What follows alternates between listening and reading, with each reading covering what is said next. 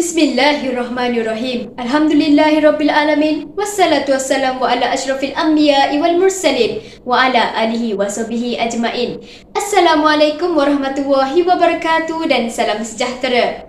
Sebelum kaki mengorak langkah, sebelum lisan meneruskan bicara, marilah kita sama-sama menghayati serangkap pantun yang penuh hikmah ini. Hidup janganlah disia-sia, tanpa ilmu hidup tak berguna. Membaca itu amalan mulia agar menjadi insan bijaksana. Kata orang tak kenal maka tak cinta. Izinkan saya memperkenalkan diri saya. Nama diberi Nur Hafizatul Lelianas binti Roslan, dilahirkan pada tahun 2007 di Terengganu. Bersekolah di Sekolah Menengah Agama Marang dari tingkatan 4 Ibnu Zakwan. Saya juga memegang jawatan sebagai pengawas sekolah dan saya adalah penghuni asrama Baitul Najah. Bahan bacaan yang bakal saya bicarakan kali ini ialah sebuah novel yang bertajuk Asrama yang dikarang oleh Encik Muhammad Fatrim, mengandungi sebanyak 38 bab dan 287 muka surat. Buku ini adalah hasil terbitan fiksi cetakan kedua pada tahun 2022, manakala cetakan pertamanya pula adalah pada tahun 2013. Novel ini berharga RM22.41 dan novel ini hanya untuk pembaca matang.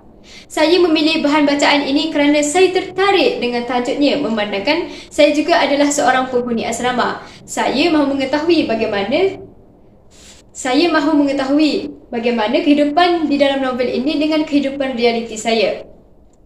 Novel ini mengisahkan tentang seorang pelajar yang bernama Dahlia mahu bertukar ke sekolah lain.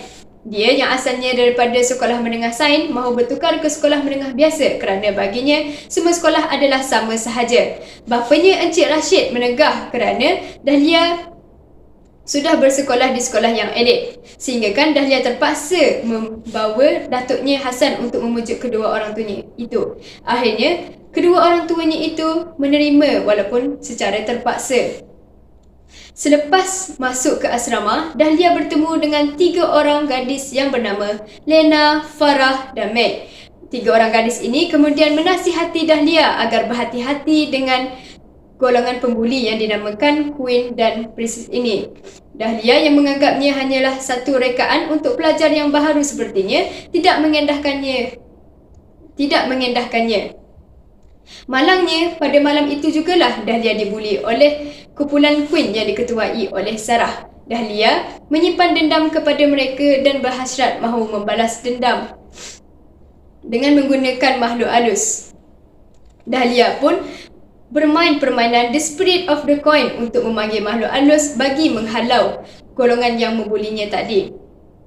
Tidak lama kemudian, Sarah, ketua kumpulan Queen ini, diganggu oleh seekor makhluk halus yang tidak mempunyai kepala. Satu asrama heboh kerananya.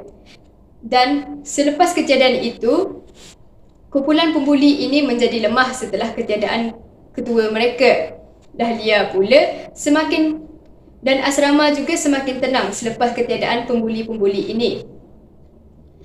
Ketika cuti, Dahlia pergi ke pesta keamatan di KDCA Penampang.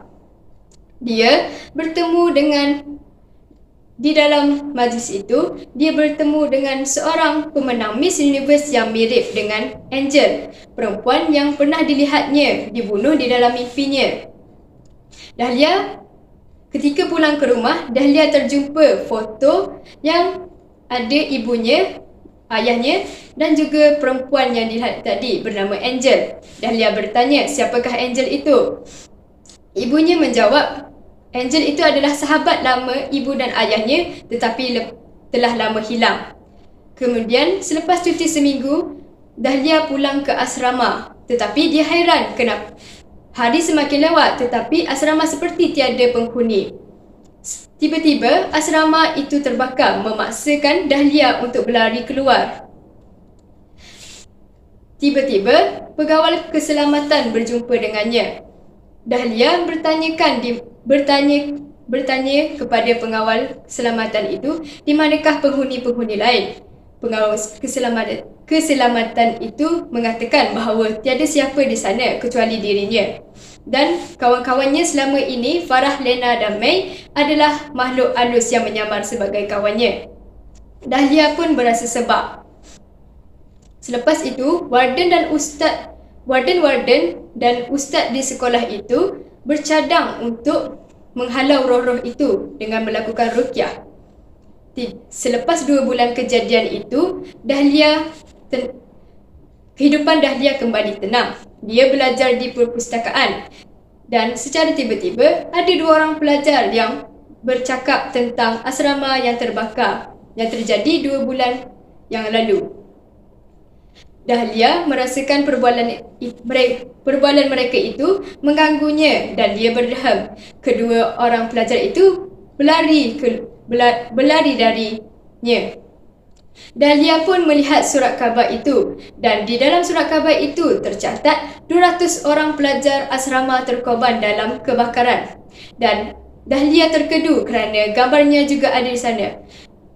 Akhirnya, Dahlia baru mengetahui bahawa dia juga sudah terkorban dalam kebakaran asrama itu. Nilai murni dalam cerita ini ialah keberanian. Keberanian untuk menentang kejahatan. Isu semasa yang boleh dikaitkan dalam cerita ini ialah kes buli yang semakin menjadi-jadi di Malaysia.